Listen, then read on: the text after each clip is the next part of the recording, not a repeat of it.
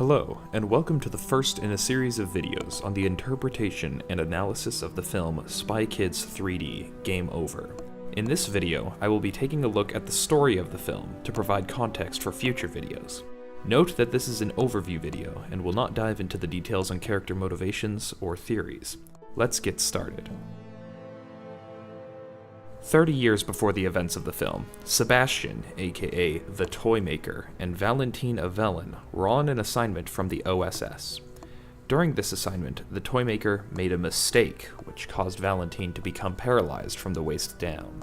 The Toy Maker was later imprisoned in cyberspace by the OSS. It is not known if they imprisoned him for his mistake or for some other reason. The Toy Maker hates us for imprisoning him in cyberspace all these years. What made you do that? Who knows? It was years ago. More on this in a future video. During his imprisonment, the Toy Maker programmed several creations. These include his externalized personalities, whose purpose are to keep him from going insane and to help with schemes in developing future projects. The Toy Maker also created Dimitra, an AI underling. Finally, the Toy Maker created the game. The game is the Toy Maker's escape tool disguised as a full-dive virtual reality online multiplayer video game. The game is a series of challenges designed to lure players with the promise of treasures into the heart of cyberspace, where the Toy Maker resides. Oh, and did we mention the surprises the Toy Maker has in store for those of you that complete Level 5? Untold riches, toys, and prizes beyond your wildest dreams. The OSS catches wind of the game and think it's a plot by the Toy Maker to mind control children across the world. So they send Carmen Cortez into the game to attempt to stop him. The Toy Maker discovers Carmen and uses his programming powers to pluck Carmen out of the game and hold her in stasis in his lair. Enter Junie Cortez, our protagonist. Junie is Carmen's brother and ex-agent of the OSS. The OSS convinces Junie to enter the game to save his sister, reach level 5, and shut down the game. Junie enters the game and begins his quest to level 5. In level 1, Junie gets attacked by enemies and loses a life. He passes out for several hours before waking up to meet the beta testers. The beta testers are comprised of Arnold the Strong, Francis the Brain, and Rez, aka Mr. Cool. The beta testers are players who get early access to the game and are all motivated to get to level 5 and obtain the promised treasures. The beta testers intend to get Junie out of the way to ensure there is less competition, so they trick him into going to the moon. Once on the moon, the OSS contacts Junie and informs him that he can bring one person into the game to assist him. Junie chooses his grandfather Valentin, who is teleported into cyberspace. The Toy Maker then spawns an item called Mega Legs that gives Valentin a power suit and allows him to have full motor control over his paralyzed limbs. Junie then wanders the moon and discovers the Rebel Rockets Arena, a PvP minigame where players brawl each other in giant mech suits. Here, Junie first encounters Dimitra. Junie defeats Dimitra and is rewarded with a power suit. Then, Junie is bounced off to level 2. Junie is exploring level 2 when he once again encounters the beta testers, who see his new power suit next to promotional artwork for the game, leading them to believe that he is a figure known as the Guy. You see, according to the tech manual, if we find the guy, he'll lead us through the unwinnable level. The beta testers pressure Junie into entering the Mega Race, which, if Junie wins, will somehow confirm their belief that he truly is the Guy. Junie wins the race, and the beta testers and Dimitra decide to join him on his quest to level 5. Junie does not reveal his true goals of shutting down the game. However, all of this success on Junie's part awakens the programmers, who are a sort of moderation system for the game. They weed out players using cheats and hacks and send them back to level 1.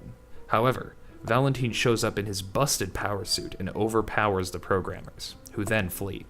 Junie and the gang then enter level 3, a level that tricks players into fighting their friends. Junie and Arnold have at it, but Junie is overwhelmed by Arnold's strength. At the last moment, just as Arnold is going to defeat Junie, Dimitra swaps places with Junie and sacrifices herself so Junie can continue on. The Toy Maker decides to release Carmen back into the game. Junie, Valentin, and the beta testers enter level 4 and discover Carmen, who assists them on their journey.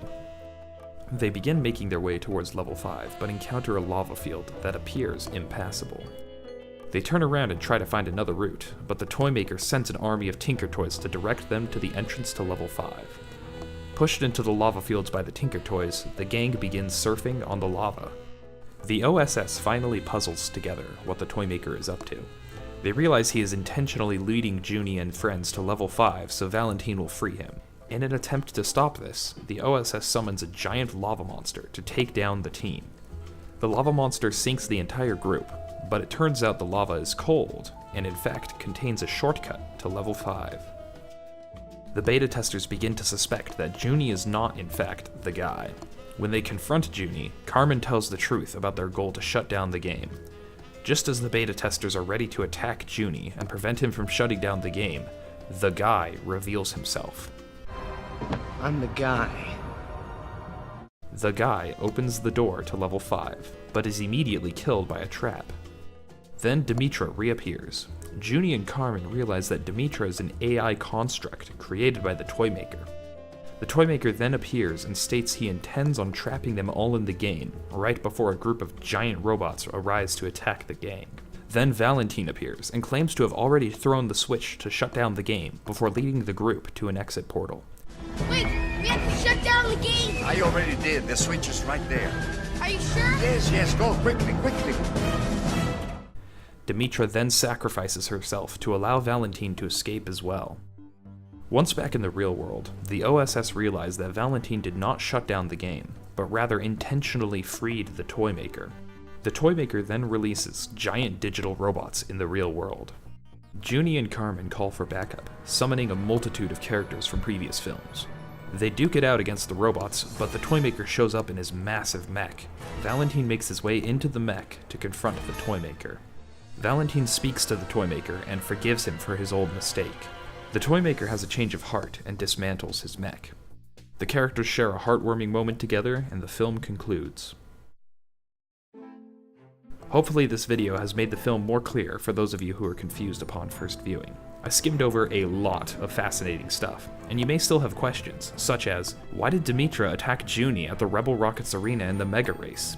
What is the nature of cyberspace? Why did the OSS imprison the Toymaker? Who are the programmers? Why did the OSS bring the beta testers to their headquarters? Why didn't the OSS know about the connection between Valentine and the Toymaker? What the hell is a bonus pack? I can pay you with bonus packs. Why would the Toymaker design the game to be permadeath? Where does level 1 end and level 2 begin? Is the guy a Toymaker construct or a human player? What makes the beta testers believe winning the Mega Race proves Junie is the guy? Where does Valentine disappear to before level 5? All of these questions and more will be answered in future videos. Thank you for watching.